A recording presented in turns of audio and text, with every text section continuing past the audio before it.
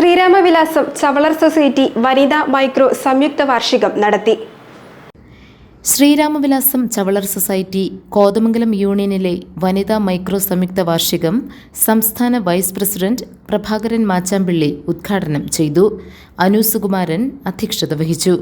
Bindu Vijayan, Ambili Sajeev, NK Ashokan, Anjali Shaji, Jilusha Sajeev, Omana Raju, Usha Raju, PK Subramanian, Karthiyayani Narayanan, Sajitha Gopalan, KN Bose, PK Anil, MV Gopi, Aishwarya Velayudhan, Sajitha Gopi തുടങ്ങിയവർ പ്രസംഗിച്ചു.